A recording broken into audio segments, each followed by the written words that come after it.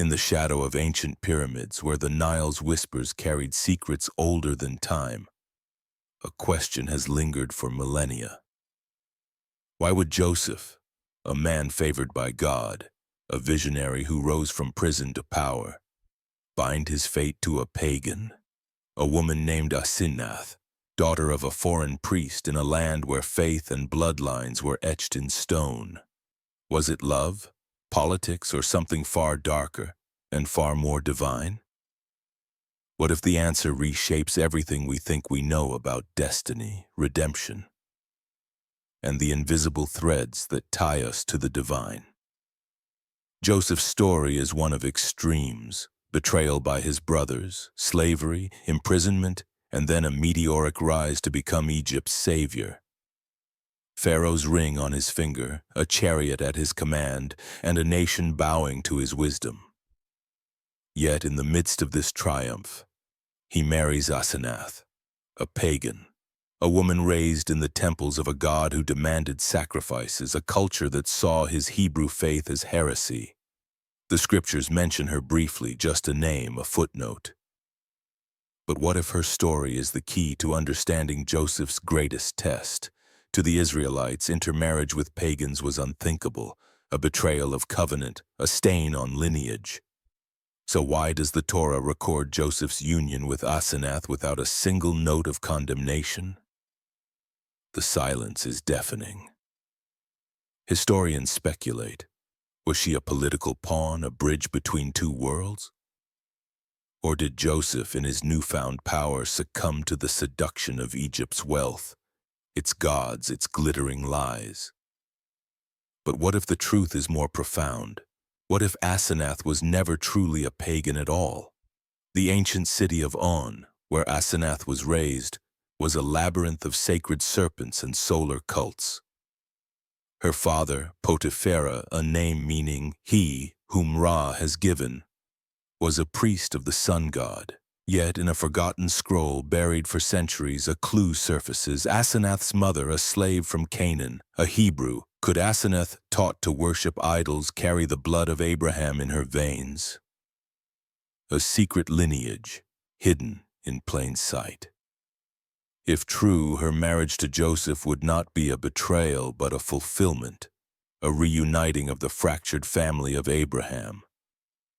But secrets have a way of clawing free. Imagine the court's outrage. Egypt's vizier, a foreigner himself, marrying into the house of Ra, only to discover his bride's hidden heritage. Whispers of conspiracy, accusations of treason. For Asenath, the temples she revered as a child became cages, the gods she served frauds. In the silence of night, did she confront Joseph with the truth? Did he see in her not an enemy but a mirror, a soul as displaced, as torn between worlds as he was? Their sons, Manasseh and Ephraim, would become tribes of Israel. But tradition claims Asenath bore a third child, a daughter, Machir, whose name means sold. Sold into what? A life of hiding? A destiny tied to Egypt's underbelly? Legends say Asenath's past came alive when a rival prince, son of Pharaoh's first wife, sought to destroy Joseph by exposing his wife's bloodline. A Game of Thrones, where the stakes were not just power but survival. In the end, Asenath's story is not about paganism but providence, the God of Abraham who turned Pharaoh's dreams into Joseph's destiny, who transformed a slave into a savior. Also reached into the temples of On. He saw a girl caught between two worlds and chose her, not despite her past, but because of it. Her marriage to Joseph was no accident. It was a covenant, a bridge spanning centuries of division, a promise that even in the heart of darkness, light can be born. So why did Joseph marry a pagan? Because she wasn't one. Because love in the economy of God is not confined by borders or blood. Because redemption often wears the face of the unexpected. And because the hidden truth about Asenath is a mirror held up to us all. We are all strangers, all broken, all chosen. The next time you read Joseph's story, listen for the silence. In the gaps between the verses, a woman's laughter echoes, a pagan who became a matriarch, a doubter who became a saint, a mystery who became a mother of nations. But let us go deeper. Asenath's transformation was not instantaneous. Imagine her first night in Joseph's household, the scent of myrrh and cedar, the weight of her new name. Asenath, she who belongs to Nith, now a relic of a faith she no longer recognized. Did she kneel in the dark, torn between the prayers of her childhood and the God of her husband's whispers?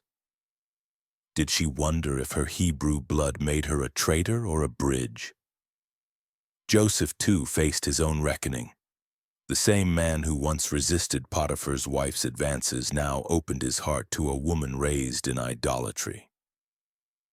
What did he see in Asenath's eyes? A reflection of his own fractured identity, Hebrew and Egyptian, slave and ruler, dreamer and pragmatist. Their love was not defiance but destiny, a quiet revolution against the divisions that plagued their world. And what of Pharaoh? The man who elevated Joseph would have known Asenath's lineage. Did he test her loyalty? Did he send spies to her father's temple, unearthing the secret of her mother's Hebrew blood? Imagine the political theater, a marriage disguised as diplomacy, a Hebrew daughter-in-law masked as a pagan princess. Even kings, it seems, play roles in the dramas of gods. Asenath's legacy, however, transcends politics. The Midrash whispers that she converted to Joseph's faith, becoming a woman of profound piety. Her sons, Manasseh and Ephraim, were the first to receive a blessing that bypassed primogeniture, a radical act that foreshadowed the inclusion of the Gentiles. But it is her daughter, Mashir, who haunts the margins of history. Was she the mixed multitude who left Egypt with Moses? A hidden thread in the tapestry of Exodus? The story crescendos in a paradox. Asenath, once a symbol of foreignness, becomes the embodiment of unity. Her life challenges the notion of pure faith, revealing that God's plan often unfolds in the messy intersections of culture and identity.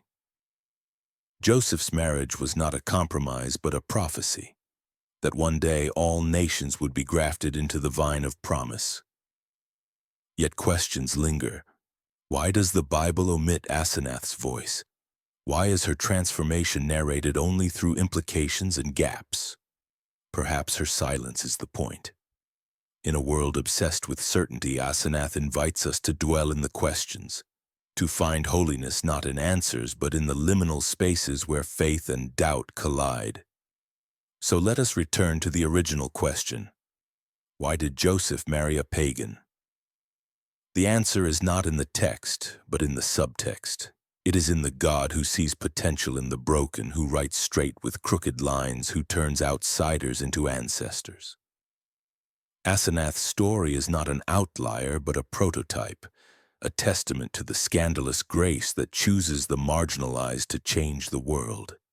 And what does this mean for us? In an age of division where we draw lines between us and them, Asenath's legacy is a challenge. Who are the modern-day pagans we've dismissed? What hidden connections might we share? Her story urges us to look beyond labels, to see the divine spark in those we've been taught to fear. Joseph and Asenath's marriage was more than a union of two people. It was a collision of worlds. A Hebrew and a pagan, a slave and a priestess's daughter, bound by a love that defied logic. Their story reminds us that God's greatest miracles often begin in the unlikeliest places, in prisons, in palaces, and in the quiet courage of a woman who dared to leave her gods behind. As the camera pulls back, imagine the ancient world spinning beneath a starry sky. Empires rise and fall, but Asenath's name endures, a footnote no more. She is a mother of nations, a saint of the in-between, a testament to the truth that no one is beyond redemption. Not the betrayer, not the pagan, not even you. So the next time you feel like an outsider, remember Asenath. Remember that God's story is written in the margins, in the lives of those the world discards. And when you wonder if your past disqualifies you, listen closely. In the silence, you might hear her laughter, a reminder that the hidden truth about you is waiting to be revealed.